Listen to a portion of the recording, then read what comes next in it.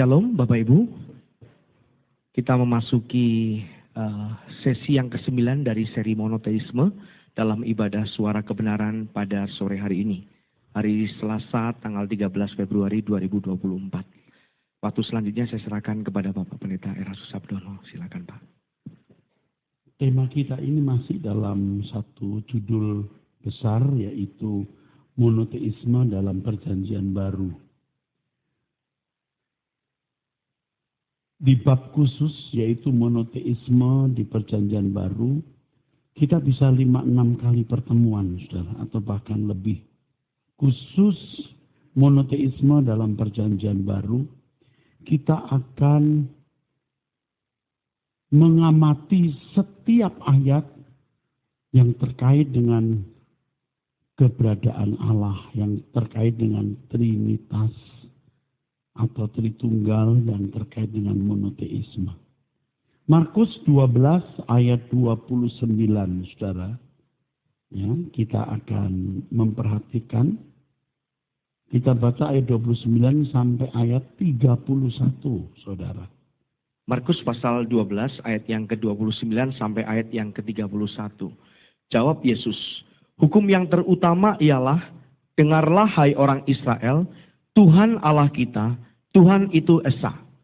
Kasihilah Tuhan Allahmu dengan segenap hatimu dan dengan segenap jiwamu dan dengan segenap akal budimu dan dengan segenap kekuatanmu. Dan hukum yang kedua ialah, kasihilah sesamamu manusia seperti dirimu sendiri.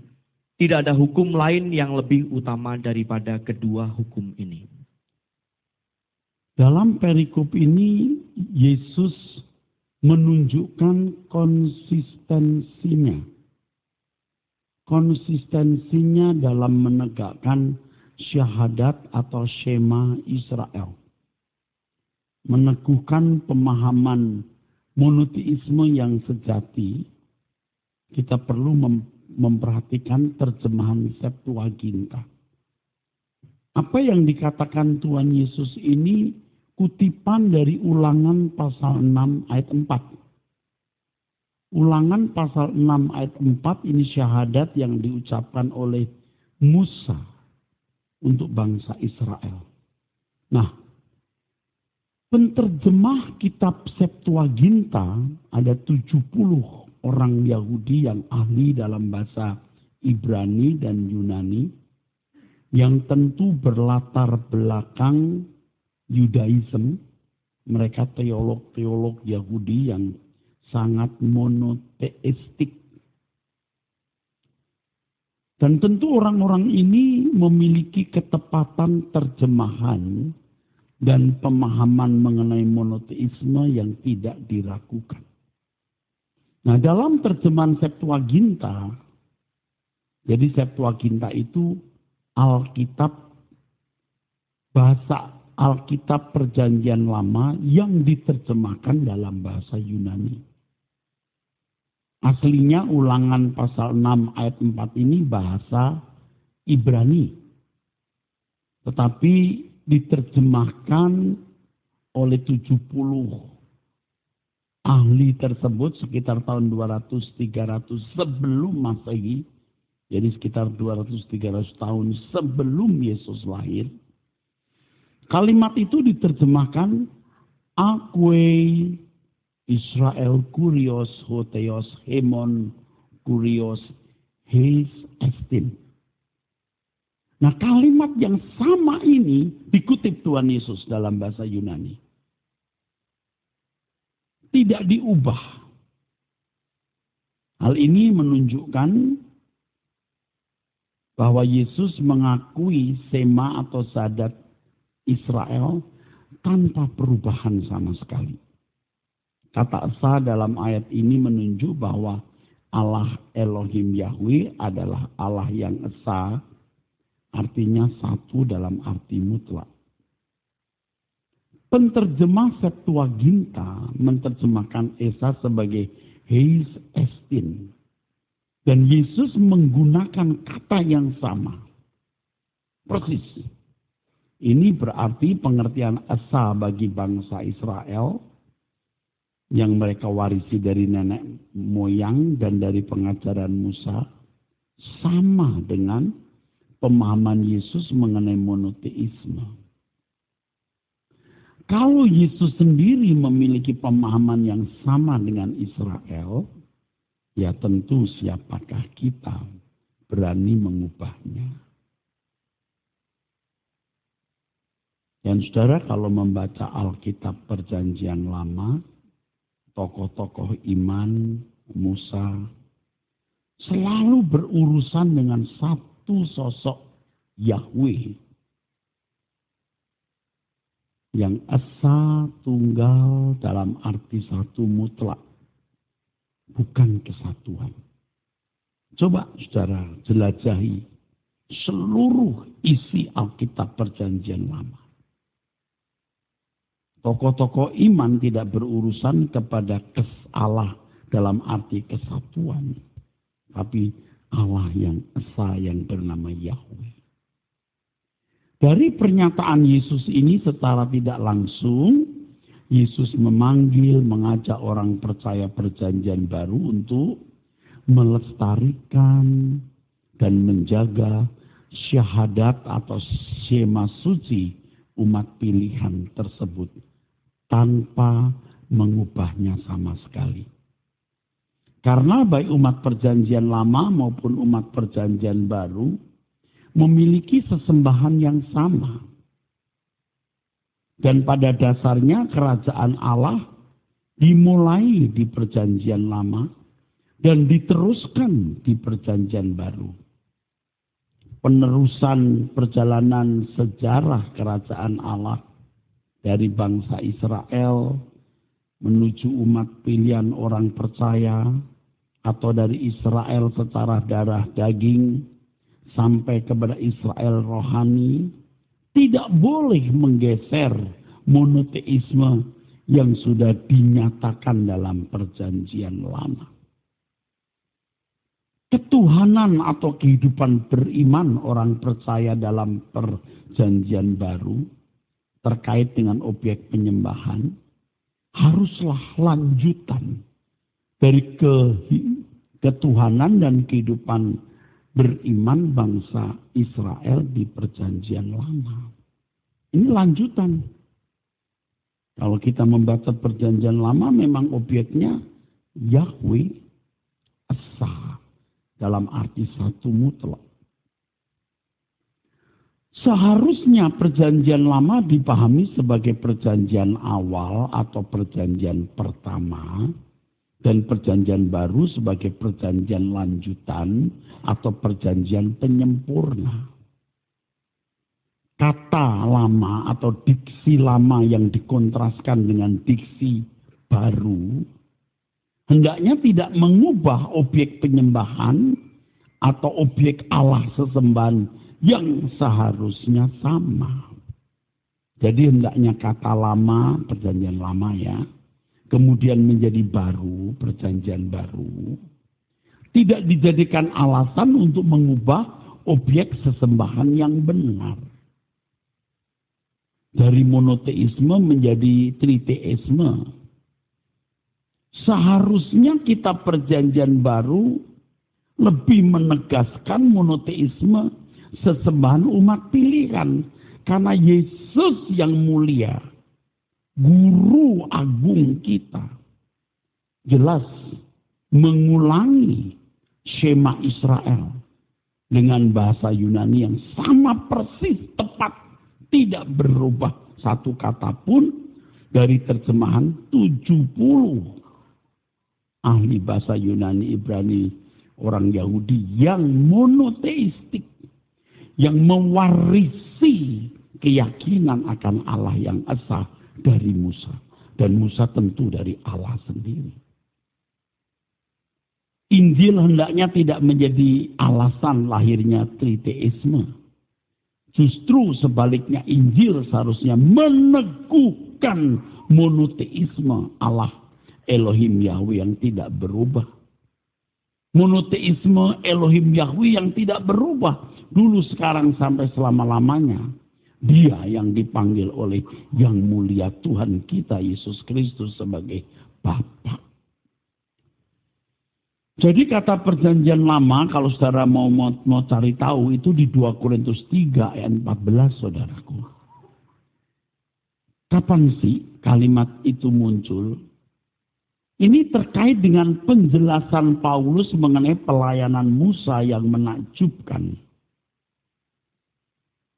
Tetapi kemudian Paulus membandingkannya dengan pelayanan di perjanjian baru. Pelayanan perjanjian baru yang dimulai oleh Tuhan Yesus, dikerjakan oleh Roh Kudus, lebih dahsyat, lebih menakjubkan dibanding pelayanan Musa di perjanjian lama. Saya tergelitik untuk satu hari menjelaskan mengenai kata perjanjian ini. Covenant, diateke, bridge dalam bahasa Ibrani. Kenapa disebut perjanjian? Kalau saya boleh mengutip sedikit ya. Israel dipilih oleh Allah itu dengan perjanjian. Mereka harus hidup seturut Taurat. Mereka hidup di dalam dominasi kekuasaan Elohim Yahweh. Nah sekarang perjanjian baru itu perjanjian dengan Allah. Harus dominasi Allah melalui Tuhan Yesus Kristus. Kalau mereka melakukan Taurat, itu di perjanjian lama. Perjanjian baru, mereka melakukan hukum kasih. Yaitu yang dipimpin oleh Roh Kudus. Ini perjanjian baru, saudara. Tapi Allahnya tidak boleh berubah. Allahnya tetap sama, Yahweh. Kalau orang tidak teliti belajar Alkitab, seakan-akan kita ini punya ajaran baru. Orang tidak teliti membaca Alkitab. Nanti kita akan kupas lagi mengenai Allah itu juru selamat melalui Yesus Kristus. Coba ayat itu kan jelas Allah juru selamat melalui Yesus. Bukti saya tidak mengatakan Yesus bukan juru selamat. Tapi Allah yang mengerjakan di dalam dan melalui Yesus. Dan itu ayatnya jelas. Herannya ayat-ayat itu tidak muncul. Atau tidak dimunculkan. Ya. Nah sekarang kita melihat dalam 2 Korintus 3 ayat 7-8. Tadi saya singgung ya. Tidak usah dibaca ya Pak. Artinya perjanjian lama itu hendak menunjukkan pelayanan Musa yang menakjubkan. Ya. Perjanjian baru ini pelayanan Roh Kudus dimulai oleh Yesus yang menakjubkan. Tapi dua-duanya harus tetap berpusat pada Allah yang sama. Allah Bapa. Oh tapi dibacalah supaya tahu ya. Coba oke. 2 Korintus 3, 7 dan 8 saudara ya. Ayo.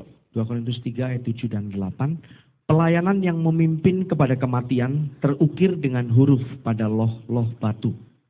Namun demikian kemuliaan Allah menyertainya waktu ia diberikan. Iya, waktu Musa turun dari gunung wajahnya bercahaya sampai orang Israel tidak sanggup melihat wajahnya yang bercahaya, mereka menutup muka mereka. Terus sebab sekalipun pudar juga cahaya muka Musa begitu cemerlang sehingga mata orang-orang Israel tidak tahan menatapnya. Tapi cahaya itu pudar, tidak terus-menerus. Terus, jika pelayanan itu datang dengan kemuliaan yang demikian, betapa lebih besarnya lagi kemuliaan yang menyertai pelayanan roh. Ya, kemuliaan Allah, kemuliaan Yahweh. Oke. Jangan nanti diganti yang lain, saudara. Yesus sendiri memancarkan kemuliaan Allah, bukan kemuliaannya dia sendiri. Makanya di dalam Yohanes pasal 1 kan dikatakan kami melihat kemuliaan Allah dalam kehidupan Yesus. Semua itu berpusat pada Allah. Jangan disimpangkan. Ya. Kemuliaan Allah di sini tentu adalah kemuliaan Yahweh, bukan kemuliaan Trinitas atau kemuliaan Tritunggal. Sebab dalam ayat-ayat sebelumnya dipisahkan antara Allah, Roh Allah dan Yesus Kristus. 2 Korintus 3 ayat 1 sampai 6. Ini panjang sekali ya saudara, tapi di situ saudara nanti baca di rumah, dipisahkan antara Allah Bapa, Yesus, dan Roh Kudus. Ya, itu 2 Korintus pasal 3, 1 sampai 6. Yang kita baca 7 sampai 8. Kemuliaan Allah itu ya Allah Bapa. Tidak ikut di dalamnya Roh Kudus atau Yesus. Tentu Roh Kudus itu rohnya Allah. Nah, saya bicara ini karena pembedaan antara roh Allah dan Bapa, seakan-akan Roh Kudus ini roh yang independen, pribadi di samping Allah Bapa. Tidak, roh Allah ini rohnya Bapa. Maka dikatakan roh Allah di situ ya dialah Allah Elohim Yahweh yang tunggal itu. Dan roh Allah itu rohnya Bapa, saudaraku. Sedangkan Yesus tentu Tuhan. Jadi kemuliaan Allah yang dimaksud memang kemuliaan Yahweh. 2 Korintus pasal 3 ayat 1 sampai 6 ya. Tapi coba dibaca supaya apa yang saya kemukakan bisa jelas. Oke, terus. 2 Korintus pasal 3 ayat 1 sampai 6. Adakah kami mulai lagi memujikan diri kami? Atau perlukah kami seperti orang-orang lain menunjukkan surat pujian kepada kamu atau dari kamu? Kamu adalah surat pujian kami yang tertulis dalam hati kami dan yang dikenal dan yang dapat dibaca oleh semua orang. Karena telah ternyata bahwa kamu adalah surat Kristus yang ditulis oleh pelayanan kami. Ditulis bukan dengan tinta, tetapi dengan roh dari Allah yang hidup. Ya, karena roh Allah ini representasi dari Allah Bapa. Allah Bapa di tempat maha tinggi, di terang yang tak terhampiri, yang maha suci, tapi rohnya itu memenuhi jagat raya. Jadi kalau kemuliaan Allah ya Allah Yahweh itu. Yang rohnya itu meliputi jagat raya. Teruskan. Bukan pada loh-loh batu, melainkan pada loh-loh daging, yaitu di dalam hati manusia. Ini pelayanan perjanjian baru, ya. Pelayanan perjanjian baru. Kalau pelayanan Musa begitu menakjubkan, pelayanan perjanjian baru itu hukum tidak ditulis di atas loh batu, tapi hati. Jadi manusia yang hatinya ditulis oleh pelayanan pekerjaan roh Allah itu memancarkan kemuliaan Allah. Kalau Musa bisa padam, bisa surut, tapi orang percaya menjadi cahaya abadi karena perilakunya, perbuatannya cemerlang. Oke, terus demikianlah besarnya keyakinan kami kepada Allah oleh Kristus. Nah, kita kan melihat pembedaan antara Allah, Kristus, terus. Dengan diri kami sendiri, kami tidak sanggup untuk memperhitungkan sesuatu seolah-olah pekerjaan kami sendiri. Oke, cukup ya. Yang penting harus bisa mengerti maksud memancarkan kemuliaan Allah itu Allah Yahweh. Bukan Allah Tritunggal atau Allah Trinitas. Itu yang penting. Kalau maksa, ya Allah di dalamnya 3. Ya kamu cari mana ayatnya yang menunjukkan itu. Tidak ada. Kalau Allahnya Musa dan Allahnya Yesus itu sama. Yohanes 20 ayat 17, Ibrani 10 ayat 7, Wahyu 3 ayat 2 dan 12, di mana Yesus memanggil Allah Elohim Yahweh itu Allah dan Bapaknya. Allahnya Musa sama dengan Allahnya Yesus, yaitu Elohim Yahweh. Maka objek penyembahan harus ditujukan kepada objek yang sama. Jadi betapa mengerikan usaha mengubah monoteisme sejati yang memandang Allah Elohim Yahweh sebagai satu-satunya objek penyembahan diganti dengan monoteisme yang tidak sejati. Sebenarnya sebenarnya itu bukan monoteisme. Kalau namanya monos itu satu. Dan Yesus sendiri yang mengucapkan, engkau satu-satunya Allah yang benar. Yesus yang mulai monos itu. Satu-satunya Allah yang benar. Nggak ada yang lain. Dan aku bukan termasuk Allah yang esa itu. Yang engkau utus. Kalau tidak demikian, mengakibatkan fokus pengabdian dan penyembahan menjadi bias. Sampai bisa kehilangan fokus yang proporsional.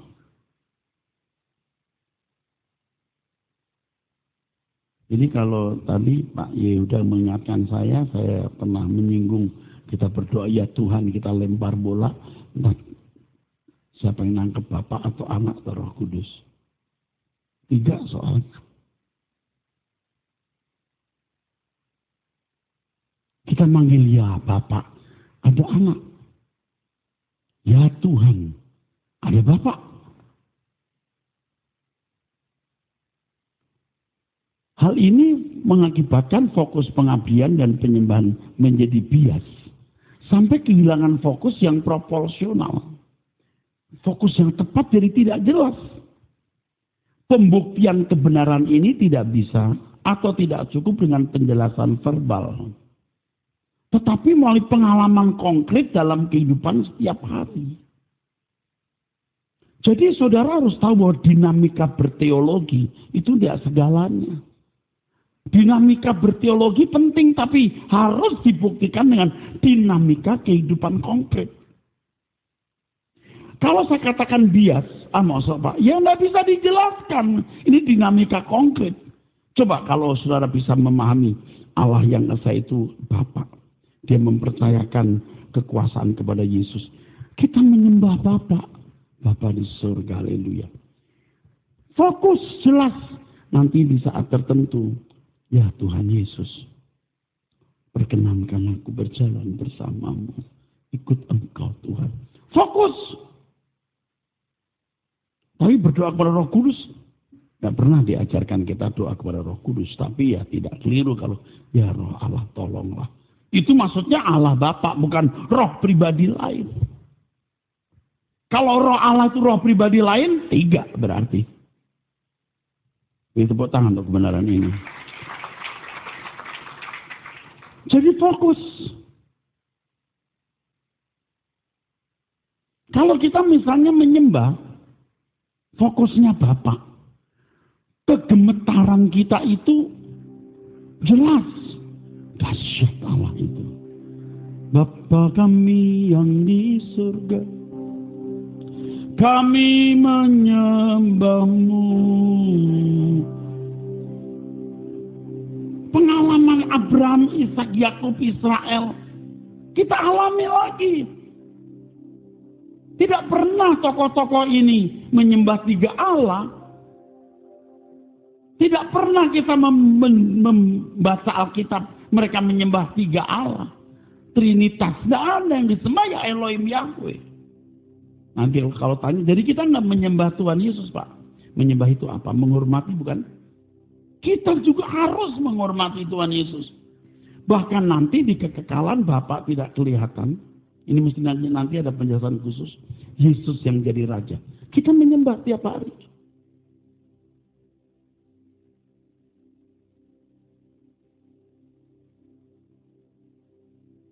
Nah di Wahyu pasal 15 ayat 3. Mereka menyanyikan nyanyian Musa, hamba Allah, dan nyanyian anak domba. Besar dan ajaib segala pekerjaan-Mu ya Tuhan.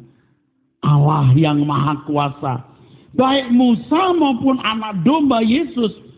Itu punya nyanyian yang ditujukan kepada pemujaan kepada Allah. Allah yang esa. Beri tepuk tangan saudara. Ini nggak merendahkan Tuhan Yesus, saudaraku.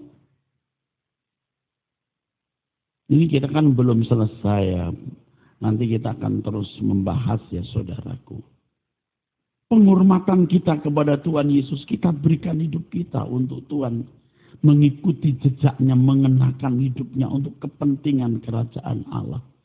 Menjadi hamba Tuhan Yesus. Ya Bapa, urapi aku, anakmu, hamba pelayan Tuhan Yesus. Ini tidak bisa dijelaskan dengan kata-kata verbal semata. Harus dialami. Dinamika hidup konkret.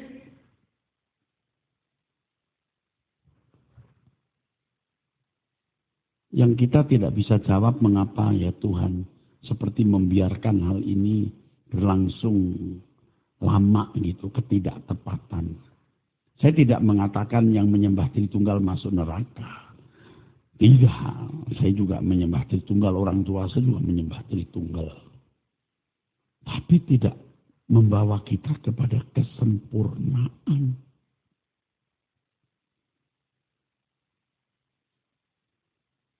Allah Tritunggal, gitu kan. Ada kan? Nggak masuk neraka, tapi kalau yang saya pahami, tidak sampai kepada kesempurnaan. Akhirnya diselesaikan dengan format teologi, dengan penjelasan teologi. Tapi yang sekarang ini kita mau menghadirkan Allah Elohim di dalam hidup kita.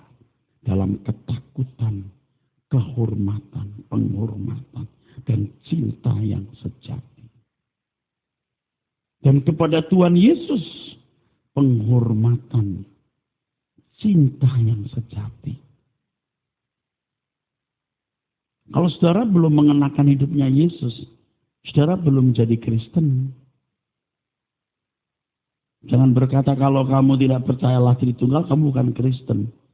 Itu ayat mana? Kalau kamu nggak mengenakan hidupnya Yesus, kamu belum jadi Kristen. Itu yang benar.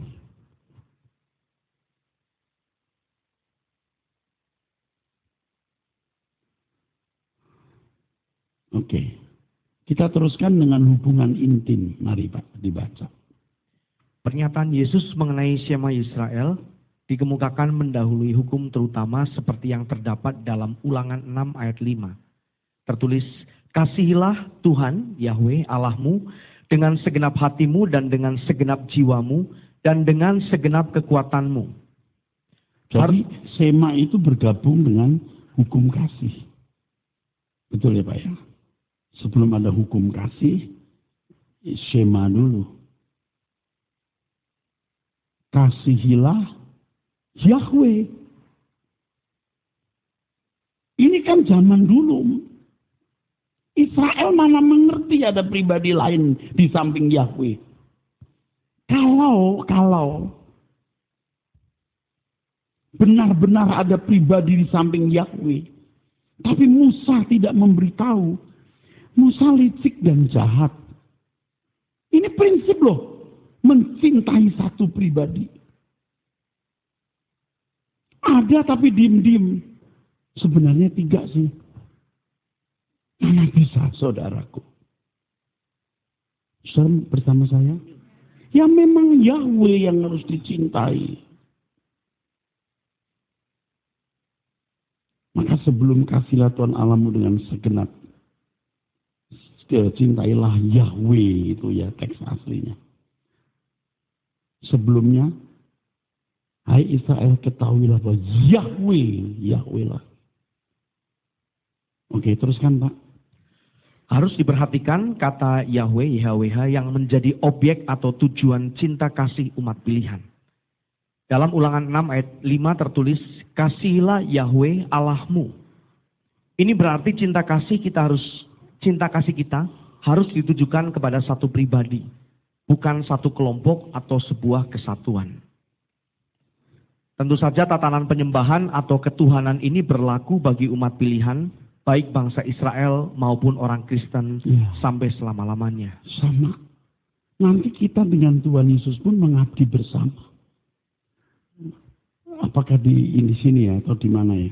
Yesus itu imam besar yang melayani di rumah Allah di kekekalan. Menjadi hamba, imam besar. Kalau di bumi imam besarnya menyembelih domba. Tapi imam besar kekal darahnya yang dibawa. Dan itu melayani di bait kekal Allah. Yahweh dilayani Tuhan Yesus sebagai imam besar. Bagaimana bisa dikatakan sejajar? Amin. Makanya PR kita panjang, saudara. Karena sebagian sudah saya tulis. Ya, Allah yang tidak kelihatan sampai selamanya. Yesus yang jadi raja yang kelihatan. Oh, kalimat yang mengatakan bahwa kita akan dimuliakan bersama Yesus. Kita disejajarkan. Tentu Yesus menjadi yang utama, sulung, amin. Siapa yang memberikan kemuliaan? Bapak Yahweh. Bagaimana bilang sejajar? Pusing, saudara. Itu menjadi kesedihan kita. Banyak orang tidak tahu. Tapi nggak mau belajar. Tidak mau dengar. Pokoknya sesat. Sudah dengar belum? Pokoknya sesat. Pasti nuraninya dia gelap. Teruskan, Pak. Mengasihi Yahweh berarti mengasihi Allah Bapa, Elohim yang Esa, satu dalam arti mutlak. Ketika Yesus mengutip Ulangan 6 ayat 5, sejatinya Yesus mengarahkan orang percaya untuk mengasihi Allah, Elohim Yahweh, sebagai satu-satunya Allah. Yesus mengajak atau memerintahkan orang percaya mengasihi Elohim Yahweh seperti yang Yesus lakukan. Yesus juga mengasihi Bapa. Terus?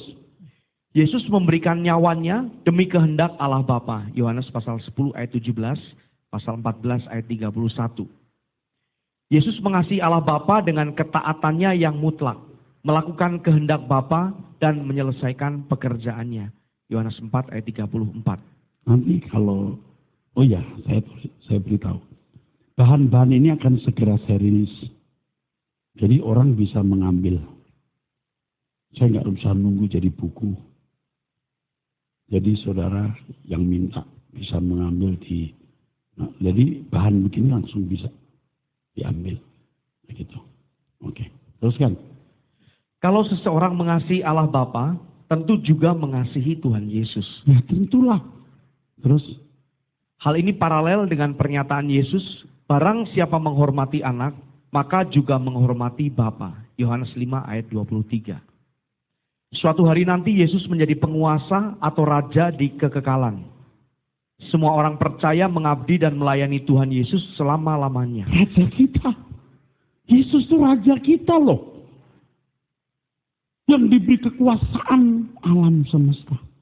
Bapak, terang yang tak terhampiri misteri kekekalan. Jadi clear. Dialah yang namanya Allah. Dialah yang Esa itu. Kalau ada yang diberi kekuasaan, kekuasaannya pasti berasal dari Bapa dan untuk dia. Kecuali Lucifer. Ya. Tapi Lucifer waktu itu sudah dibinasakan. Nah kita sekarang ya saudara, baik-baiklah dengan Bapa dan baik-baiklah dengan Yesus. Disingkatnya umur hidup ini. Yesus akan mewarisi kerajaan kekal. Dialah pangeran pertama, pangeran utama. Dan kita pangeran-pangeran dan putri-putri kerajaan surga. Jadi nggak fantasi, kita buktikan pengorbanan ini. Terus kan? Adalah kemutlakan untuk mengasihi Yesus sebagai satu-satunya Tuhan yang menjadi Raja, yang kepadanya orang percaya memberikan atau mempersembahkan hidup. Kita menghormati Tuhan bukan dengan doktrin, bukan dengan keyakinan nalar, bukan dalam dinamika berteologi. Darah dan nyawa kita berikan. Buktinya apa? Belas kasihan terhadap orang. Buktinya apa? Hidup dalam kesucian seperti yang dia kehendaki. Melakukan kehendak Bapa. Hidup dalam kesucian. Menolong sesama. Membawa sebanyak mungkin orang ke dalam kerajaan surga. Baik kita makan, minum, kita kerja, kita bisnis. Semua kita berikan untuk Tuhan. Tapi yang melakukan ini sedikit sekali.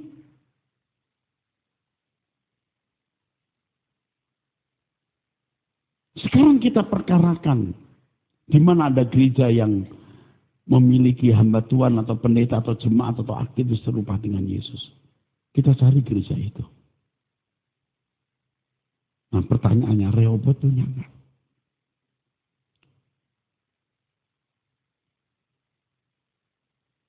Kita bertanya, ada enggak orang seperti Yesus? Kalau tidak ada, paling tidak kita mulai dari diri kita.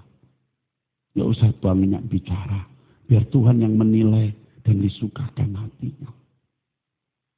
Yesus ingin Bapak kehendaknya dilakukan. Aku tidak mengenal kamu bukan karena kamu tidak melakukan kehendakku. Kehendak Bapak. Semua pusatnya juga Bapak.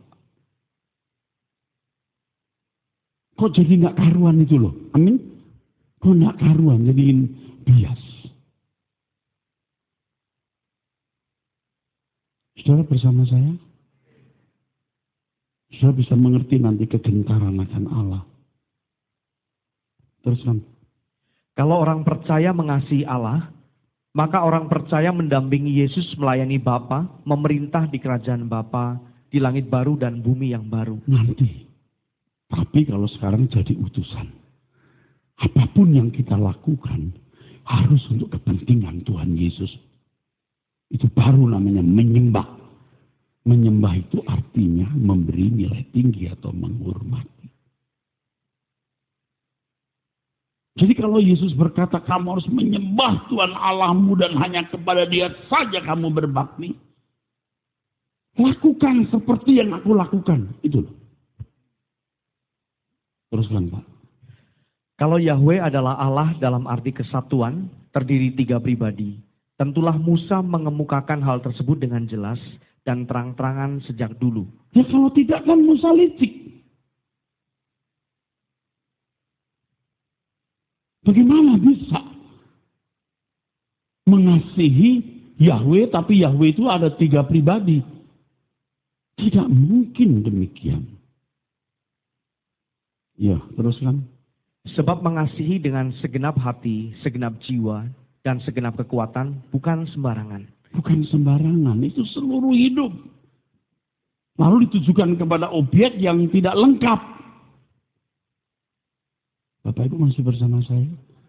Tidak mungkin. Teruskan. Kenyataannya memang Allah itu echad atau satu secara mutlak. Maka tidak ada penjelasan sama sekali mengenai adanya kesatuan Allah. Tidak ada. Terus.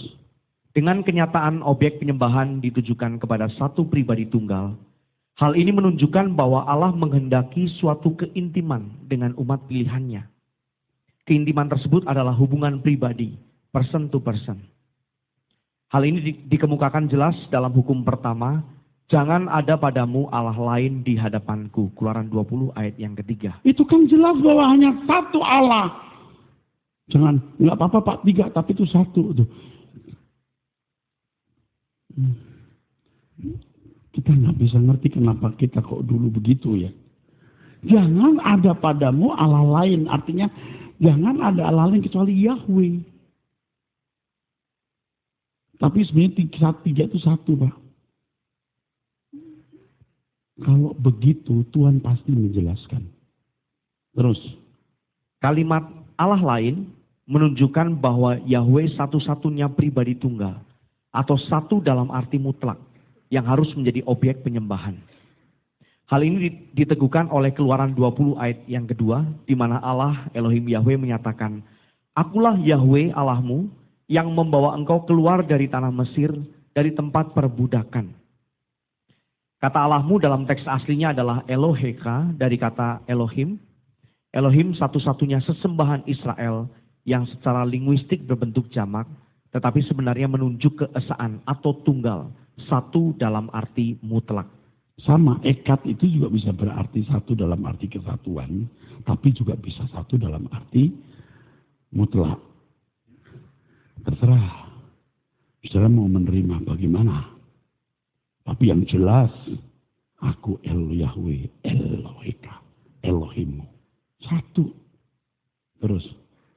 Itulah sebabnya kata membawa dalam teks aslinya menggunakan kata kerja yang pelakunya orang pertama tunggal. Hal ini menunjukkan bahwa Yahweh bukanlah Allah yang terdiri dari beberapa pribadi. Bukan kami, aku tunggal. Bukan beberapa oknum dan bukan beberapa entitas, juga bukan beberapa Allah. Yesus mengemukakan bahwa orang percaya harus mengasihi Yahweh dengan segenap hati, jiwa, akal, budi, dan kekuatan. Markus 12 ayat 29 sampai Itu luar 31. biasa ketika Yesus berkata kamu harus mengasihi Elohim. Yang diambil dari Ulangan 64. Dia tanpa diri, tanpa Yesus. Dia esa. Nanti jangan dipintir. Kalau begitu kita nggak mengasihi Yesus. Udah dijelasin dari tadi. Oke. Amin saudara. Oke. Teruskan. Agar objek penyembahan orang percaya atau umat pilihan perjanjian baru haruslah Yahweh seperti umat pilihan di perjanjian lama. Sebab Yahweh tidak berubah. Yahweh tidak berubah. Terus? Yahweh tetap satu dalam arti mutlak, tidak berubah menjadi Allah yang jamak atau suatu kesatuan. Hendaknya jangan karena pemahaman atas beberapa ayat dalam perjanjian baru, maka monoteistis berubah menjadi trinitas atau tritunggal, padahal pemahaman tersebut adalah asumsi yang meleset. Iya, yang kembali nanti kita mau bahas Yohanes pasal 1 pada mulanya firman bersama dengan Allah. Nanti kita kupas lagi supaya lebih terbuka boleh. Sekarang begini saja deh. Ayat yang kedua, ayat yang ketiga, segala sesuatu dijadikan oleh Dia, tanpa Dia tidak ada sesuatu yang jadi. Mosok Logos sendiri menciptakan tanpa Bapa? Ya tapi Logos itu 3 Pak. Coba jelasin lagi deh. Anda ngerti nggak saya ngomong apa? Ngerti nggak maksudnya? Kalau Elohim memang tunggal ya jelas. Kalau segala sesuatu dijadikan oleh Logos, tanpa Logos tak ada satupun yang jadi. Loh, dia sendiri kalau begitu. Ya tapi dalam Logos ada 3. Coba suruh berani ngomong gitu. Nah mungkin kan? Karena Logos memang metonim dari Allah atau alias dari Elohim Yahweh sendiri. Sekaligus Logos itu hikmatnya Allah. Nah nanti kalau kita membahas di dalam Roma soal hikmat Allah, wah luar biasa saudara. Allah, tapi di terjemahan kita itu ya Allah penuh hikmat. Padahal teks aslinya nggak ada kata penuh. Terjemahan bahasa Inggris tidak ada kata penuh. Allah itu hikmat. Kalau Yesus bisa penuh hikmat. Yahweh menciptakan langit dengan pengertian. Pengertian itu hikmat. Hikmat milik siapa? Milik Allah, bukan milik ucapannya. Wah itu nanti kita bahas lagi tuh. Makanya panjang perjalanan kita. Gemes banget saudara. Tahu maksudnya? Kenapa orang salah gitu. Oke, teruskan. Yuk. Dari fakta adanya relasi atau hubungan antara mempercayai Allah yang esa dengan mengasihi Allah yang esa tersebut dengan segenap hati, jiwa, akal budi, dan kekuatan, maka diperoleh kebenaran bahwa Allah menghendaki keintiman antara Allah dan umat pilihan. Keintiman antara Bapak dan anak. Amin. Bapak dan anak. Nah kalau Bapak itu ada 3, intimnya gimana? Paham maksudnya saudara? Kalau kita dengan Yesus sebagai sahabat, dia rajaku, aku hulu balangnya. Keintimannya bisa. Nah kalau kita dengan Yesus juga ada 3 atau 2 di sampingnya. Bagaimana bisa? Jadi bias. Amin. Bingung saudara, bias. Amin. Memang kita berani banget Bu. Kita berani banget nih. Dengan ngomong begini kan kita sedang melawan dunia dengan konsepnya yang sudah menghegemoni ya, menguasai. Ya bersyukur saudara masih bisa dengar dan kalau jujur ya, saya cuma pasrah Tuhan. Aku seperti domba keluh dibawa ke pembantaian. Aduh, bisa dirajam batu rame-rame. Tapi kalau Elohim Yahweh Allahku, dia melindungi aku. Oke, teruskan Pak. Relasi ini perlu dipahami dan dikenakan dalam kehidupan orang percaya. Sebab lebih dari yang dapat dipahami dalam pikiran mengenai keberadaan Allah yang esa. Ulangi, lebih dari?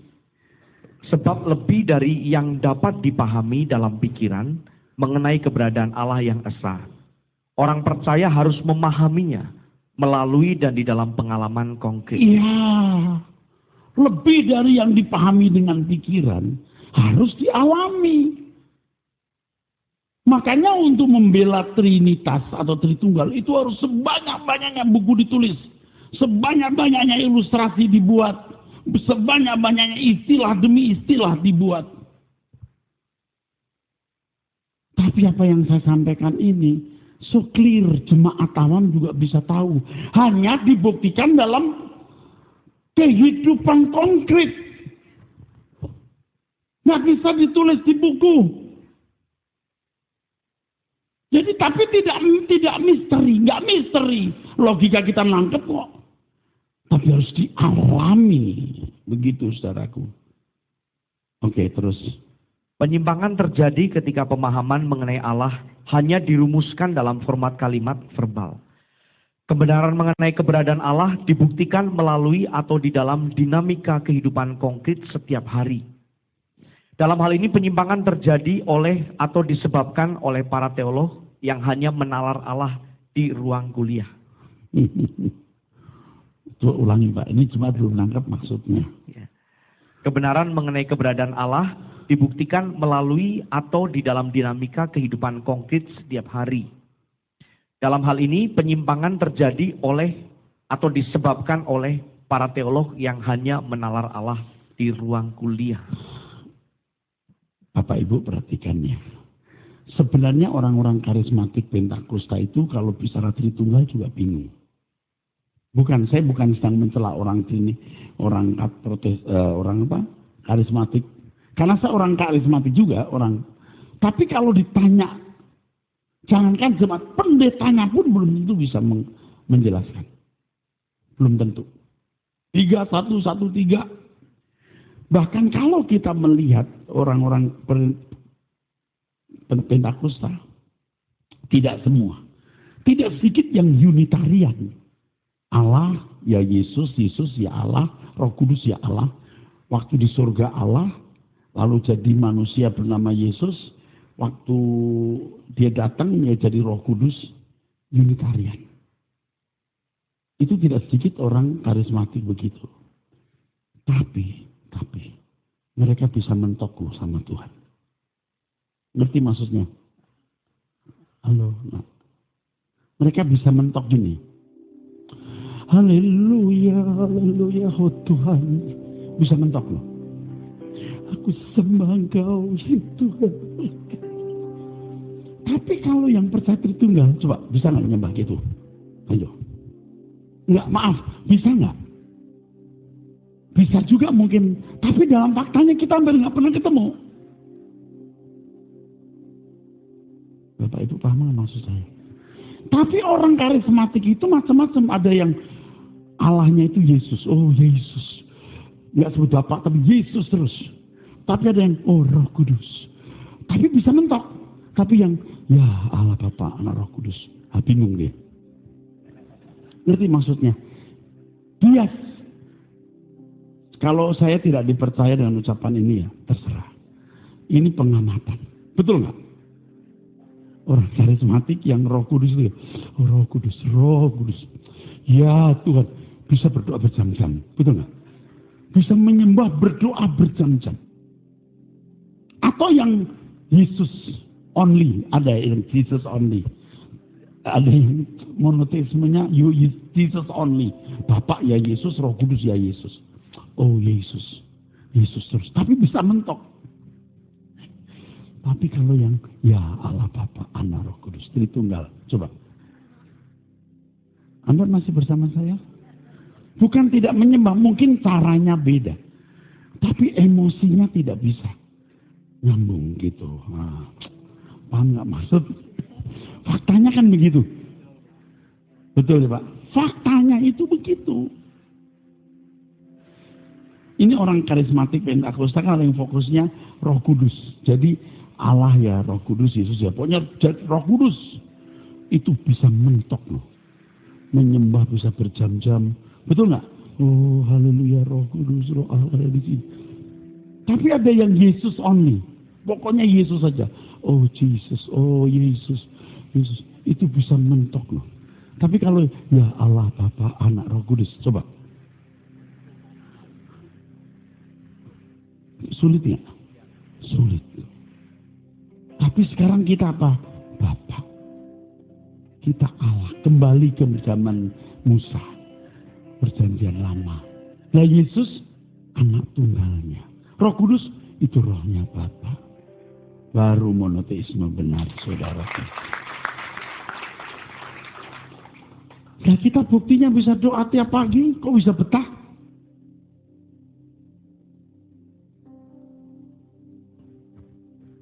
Dan kita bukan berfantasi. Yesus Tuhanku, Rajaku. Aduh, saya susah ngomongnya. Saya tuh sering doa tuh khusus berdialog dengan Yesus. Hati saya pecah. Saya langsung, Tuhan Yesus. Kalau suatu hari aku ketemu Engkau. Saya udah seperti gak ada Bapak. Saya ngomong. Ya Tuhan Yesus. Aku tidak akan mengecewakan Bapak. Aku melakukan apa yang Kau lakukan. Baru, ya Bapa di surga. Mantap. Kok bisa? Bisa. Nanti sekali-kali ya Roh Kudus beri aku hikmat. Bisa juga. Tapi dengan pemahaman yang benar. Semua sumbernya Elohim, Yahweh. Berani ya. Nekat nih ya. Ya Pak. Kebenaran harus berani. Terima kasih. Ayo Pak Yehuda. Oke, tepuk tangan sekali lagi untuk kebenaran ini. Ayo Pak Yehuda. Kalau jujur dapat dirasakan betapa sulitnya mengarahkan cinta kepada objek yang tidak dalam wujud pribadi secara proporsional seperti ajaran Trinitas. Yaitu 3 pribadi dalam satu yang diyakini satu hakikat. Sehingga umat pilihan tidak dapat mengasihi secara langsung, secara pribadi dan eksklusif, person to person. Maka susah emosinya berangkat. Susah itu bukan berarti tidak bisa. Bisa saja orang-orang Trinitarian doa dengan hati pecah juga bisa. Tapi faktanya dalam lapangan itu, kalau orang punya satu fokus itu lebih pecah. Faktanya. Sekali lagi saya tidak mengatakan Trinitas itu sesat. Tidak mengatakan Trinitas sesat. Tapi kalau jujur kurang tepat. Itu aja saudaraku. Ya. Kalau saudara masih mau Trinitas nggak apa-apa. Bukan Anda masuk neraka. Cuman kayaknya yang saya pahami sulit untuk mencapai kesempurnaan. Nanti kita akan lihat terus ya. Oke, kita tidak membelim siapapun. Oke, terus. Sulit menemukan cinta yang konkret kalau ditujukan kepada satu hakikat. Bukan kepada satu pribadi. Allah yang dipahami 3 dalam satu hakikat membuat sulit menemukan ya sentuhan kasih person to person. Iya. Kalau umat memanggil Allah sebagai Bapa, ternyata tidak semua pribadi dalam Allah Trinitas tersebut sebagai Bapa, karena ada Anak dan Roh Kudus. Demikian pula kalau umat memanggil Tuhan Yesus sebagai Tuhan dan sahabat sejati, padahal Allah Trinitas terdiri dari pribadi Allah Bapa, Allah Anak dan Allah Roh Kudus. Bagaimana orang percaya dapat memperlakukan Allah sebagai mempelai? Sebab di dalam Allah Trinitas bukan hanya ada Tuhan Yesus, tetapi juga pribadi lain. Iya, bagaimana kita jadikan Allah itu mempelai? Tuhan itu mempelai. Di dalam Allah Tuhan itu ada 3. Itu pun sudah sulit, saudaraku. Amin. Oke, teruskan. Sebagai akibatnya tak terhindarkan, banyak orang Kristen berinteraksi dengan Allah lebih menggunakan pikiran dan kecenderungan hanya menalar Allah daripada pengalaman yang meliputi seluruh kehidupan person to person. Pengalaman konkret dengan Allah diganti dengan fantasi berliturgi. Akhirnya yang terjadi dalam banyak orang Kristen, subjektivitas perjumpaan dengan Allah yang setiap orang harus memilikinya secara unik digantikan dengan rumusan doktrin. Ya. Pengalaman konkret dengan Allah diganti dengan fantasi liturgi. Jadi liturgi lah medianya. Akhirnya yang terjadi dalam banyak orang Kristen, subjektivitas perjumpaan dengan Allah yang setiap orang harus memilikinya secara unik digantikan dengan rumusan doktrin. Jadi ada subjektivitas Pak, setiap orang untuk pengalaman khusus dengan pribadi Allah. Itu digantikan dengan doktrin, rumusan verbal. Rumusan kalimat. Oke. Bagaimana orang percaya bisa memiliki keintiman dengan 3 pribadi Allah dalam waktu bersamaan? Jika demikian, maka hal ini tidak paralel dengan perkawinan monogami.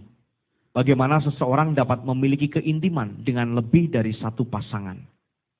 Itulah sebabnya Allah menghendaki perkawinan monogami, agar ada keintiman pribadi ke pribadi. Demikian pula keintiman dengan Allah, pribadi kita dengan pribadi Allah, keintiman antara pribadi kita dengan pribadi Allah, Elohim Yahweh yang esa. Demikian pula keintiman kita dengan Allah. Pribadi kita dengan pribadi Allah, Elohim Yahweh. Ya. Keintiman dengan Allah, pribadi kita dengan pribadi Allah, Elohim Yahweh. Mungkin itu maksudnya. Itu saudaraku. Keintiman dengan Yesus wa aminorna.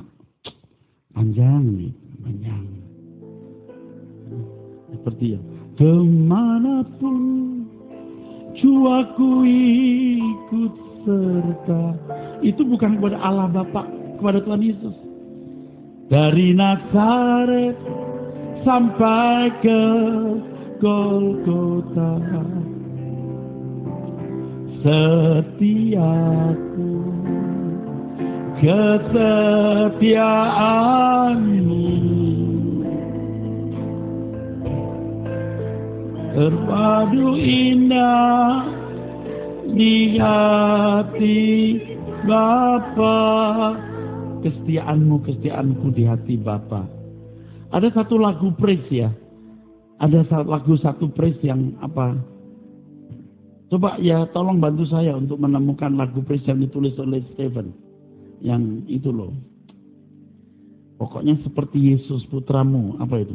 Pokoknya lagu itu memuat kalimat seperti Yesus. Pokoknya seperti putramu. Begitu. Aku menjaga perasaan. Mungkin ya.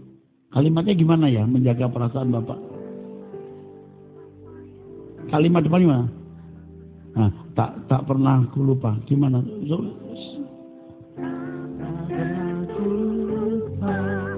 Apa yang kau buat baginya, pengabdianmu kepada Bapa, oh Yesusku, tak mau ku berbalik ke hidupku yang dulu. Kini ku pastikan ku mau seperti-Mu Tuhan, ku berjalan bersama-Mu Tuhan, tak pernah ku sendiri, Kau selalu sertaku. Bersama Yesus maksudnya kan? Dan ku jaga perasaan Bapa, jangan yang ku lakukan, ku mau seperti-Mu. Ini kan untuk Yesus kan maksudnya. Kalau dulu kita nyanyi kan selalu untuk ketiga-tiganya gitu. Terus ruwet, gak jelas tujuannya. Pokoknya kita kelempar bola, terserah siapa yang nangkep. Apakah Bapak atau Anak atau Roh Kudus. Nggak begitu. Sekarang jelas. Ada Bapa, objek penyembahan kita. Dan Yesus juga objek penyembahan kita. Tapi objek penyembahan utama kita Allah Bapa. Nah ini maksudnya lagu ini nih. Saya nggak ngajarin loh Stephen bikin lagu ini. Waktu nyanyi saya pikir, bisa juga tuh anak. Kok dia sudah mendahului saya dia. Oke, yuk terus. Dalam kehidupan kekristenan, kita menjumpai berbagai variasi orang Kristen dalam berinteraksi dengan Allah Trinitas. Ada kelompok orang-orang Kristen yang lebih sering memanggil nama Allah sebagai Bapa, sampai ada yang mengganti panggilan Bapa dengan panggilan Papa. Betul nggak? Betul, Pak. Serius? Iya. Serius. Dia manggil Bapa itu Papa, ya Papa, gitu. Tapi nggak papi ya. Papa. Ada pendeta yang dikenal, cukup terkenal. Saya nggak katakan salah loh. Ini keintiman dengan Bapa. Dia memanggil Allah itu Bapa. Terus? Barangkali maksudnya agar menjadi lebih intim dan mesra dengan Allah. Terus? Ada orang-orang Kristen yang lebih berurusan dengan Allah Anak, yaitu Yesus Kristus. Mereka memandang Yesus adalah Allah yang sejajar dengan Bapa. Atau Yesus itu juga Bapa. Makanya ada orang Kristen yang bilang, kita semua sebagai anak-anak Yesus. Ada ayat Yesus punya anak. Enggak ada loh. Kata anak Tuhan itu di Alkitab enggak ada. Kalau ada itu anak Yahweh. T-nya besar, U-nya besar, A-nya besar. Enggak ada anak Tuhan. Yang ada itu anak Allah. Tapi karena kita sering menggunakan kata anak Tuhan, ya udah kita pakai juga. Maksudnya Tuhan itu Allah Bapa. Tuhan itu harus Yahweh. Tuhan nggak punya anak kalau itu Tuhan Yesus. Dia itu saudara tua kita. Nggak pernah kita memanggil Yesus itu Bapak. Nggak. Bapakmu, Bapakku. Bukan aku Bapakmu. Bapakmu, Bapakku. Allah Bapa. Ya, mahasiswa STTE, nangkap saya bicara ini. Yang di Kupang dan yang di Medan harus ikut ya Pak ya. Bahkan para pendeta mestinya ikut nih. Pendeta GSKI ya. Terus. Ada pula orang-orang Kristen di kalangan karismatik yang berdoa kepada Roh Kudus. Kekristenan seperti ini harus ditinggalkan dengan mulai memahami monoteisme yang sejati menurut Alkitab. Allah Elohim Yahweh yang harus menjadi objek penyembahan. Yesus adalah syahadat orang percaya yang menuntun orang percaya kepada kebenaran alitenon, karena dialah kebenaran yang menjadi teladan hidup kita. Kita harus mengikuti jalannya secara presisi dan tidak meleset sedikit pun. Kalau Yesus berkata bahwa Bapa adalah satu-satunya Allah, hendaknya kita tidak mencoba untuk mengurangi kebenaran yang diajarkannya. Ketika Yesus ditanya oleh seorang ahli Taurat mengenai hukum yang terutama, Yesus memulai dengan mengucapkan syahadat bangsa Israel. Hukum yang terutama ialah, dengarlah hai orang Israel, Tuhan Allah kita, Tuhan itu esa. Kasihilah Tuhan Allahmu dengan segenap hatimu, dan dengan segenap jiwamu, dan dengan segenap akal budimu, dan dengan segenap kekuatanmu. Dengan pernyataan ini, Yesus mengarahkan kita semua untuk menjadikan Allah Elohim pusat kehidupan. Pusat kehidupan. Yesus sendiri berkata, aku jalan, bukan tujuan. Makanya di dalam Roma pasal 11 ayat 36, segala sesuatu dari Dia, oleh Dia, bagi Dia. Yang kita pelajari 1 Korintus 8 ayat 6, betul ya? Bahwa segala sesuatu dari Allah dan semua kita hidup bagi Dia. Nah, saudaraku sekalian, dari pernyataan Tuhan Yesus di Markus 12 tadi, ya, bahwa Allah yang esa itu Allah Israel, Tuhan Yesus mengendaki agar orang percaya memiliki interaksi pribadi dengan Allah Bapa. Sesuai dengan maksud kedatangannya, bahwa Yesus adalah jalan. Dan fakta ini tak dapat disangkal. Semua tokoh-tokoh iman perjanjian lama, Yesus sendiri dan murid-murid Yesus berinteraksi dengan Allah Bapa. Makanya kalau surat-surat Rasul Paulus, kepada Allah, kepada Allah, kepada Allah. Dan kepada Tuhan Yesus. Allah, Allah, Allah. Kok bisa loh? Jadi 3 itu. Nggak ada, saudaraku. Makanya hukum mengasihi Allah itu terkait dengan keesaan. Ingat ketika Yesus berkata kepada satu orang yang datang kepadanya. Tidak seorang pun yang baik selain daripada Allah saja. Tidak ada yang baik selain Allah saja. Tapi dipelintir oleh saya dulu. Nah itu menunjukkan Yesus itu Allah sendiri. Gitu. Ingat ya saya ngomong gitu. Kalau nggak ingat saya ingetin. Tak seorang pun yang baik selain daripada Allah saja. Jadi kalau kau sebut aku baik berarti kamu tahu aku Allah. Tidak, maksudnya tidak begitu. But one that is God, hanya satu Allah. Kenapa Yesus tidak termasuk yang baik? Dia belum sempurna. Nah, nanti kita akan belajar bagaimana Allah yang menyempurnakan Yesus. Mari kita lihat ayat-ayatnya, saudaraku. Jadi yang baik itu hanya Allah. Karena Yesus belum mencapai kesempurnaan waktu itu. Bukan berdosa, belum mencapai kesempurnaan. Dan dialog dengan ahli Taurat, ketika ahli Taurat berkata, tepat guru, katamu bahwa dia esa dan bahwa tidak ada yang lain kecuali dia. Yesus tidak membantah. Ini menunjukkan bahwa memang keesaan itu mutlak pada Allah Yahweh. Dalam sejarah gereja, syahadat suci Sema Israel, umat perjanjian lama, yang diulangi oleh Yesus, telah diubah, direvisi oleh para teolog. Mereka mengubah menjadi syahadat yang dilahirkan oleh konsili, terutama konsili pertama, yang dikotori oleh kehadiran kaisar yang masih belum Kristen. Bahkan menurut catatan masih menjadi imam dari agama kafir. Konsili yang syarat penuh dengan agenda politik dan kepentingan kekaisaran Romawi yang dulunya penganiaya orang Kristen.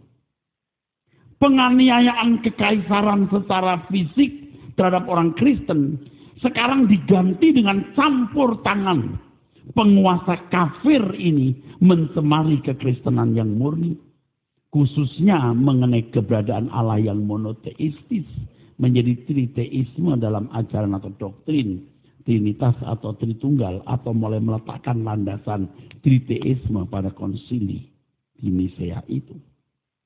Dengan demikian monoteisme sejati yang alkitabiah atau yang biblical digelapkan menjadi triteisme.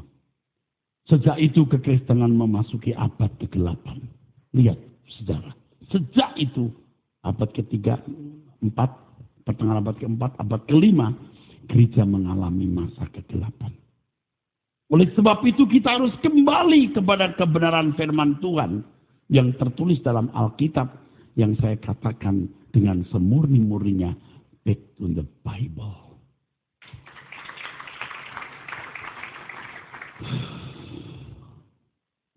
Gemes. Kita beri tepuk tangan untuk kebenaran ini. Bapak Ibu, kita punya acara yang menarik pada minggu ini. Kamis besok ini kita mengikuti Batak Bermazmur yang kita tunggu sudah 2 bulan ya. 2 bulan. Lalu hari Sabtu jam 4 saya akan bicara mengenai jodoh. Tolong anak-anak muda yang belum memiliki jodoh atau yang sedang memilih jodoh, hadirlah. Bapak Ibu supaya juga hadir dan bisa mengerti bagaimana memilih jodoh untuk anaknya.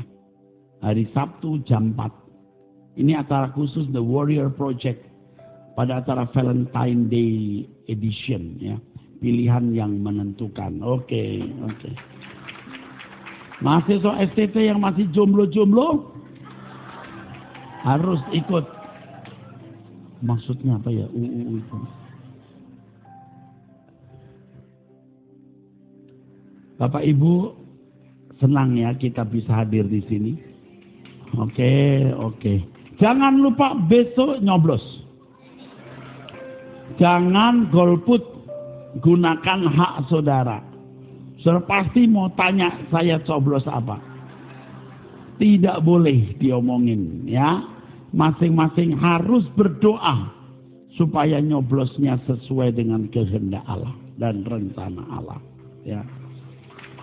Kalau ada di antara saudara yang berbeda pencoblosannya, jangan berkelahi ya. Ini pasti ada yang beda ya. Saya juga tahu di sini ada beberapa yang fanatik satu, yang lain fanatik yang lain. Terus kalau Pak Eras gimana? Jangan libatkan saya pada perkelahian ini. Bukan perkelahian ya, kompetisi. Mahasiswa STT semua juga harus nyoblos. Lagi diatur oleh Pak Agustinus dan Pak Alvin. Tidak boleh tidak nyoblos. Kamu harus nyoblos. Dan jangan memaksa Pak Sugeng. Jangan maksa Pak Eras juga memberitahu. Kamu harus berdoa kepada Tuhan Yang Maha Esa. Siapa yang kamu harus coblos, ya. Jadi semua juga harus nyoblos, ya. Tuh nggak rela kan. Harus nyoblos, jangan karena mau di rumah di asrama saja, ya. Yang tidak nyoblos tidak makan siang.